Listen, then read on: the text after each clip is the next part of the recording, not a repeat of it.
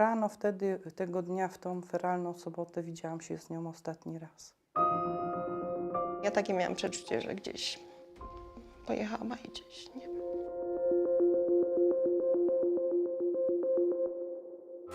To, co teraz Państwu przedstawię, to jedna z najbardziej wstrząsających spraw kryminalnych, która miała miejsce w tym roku w kraju.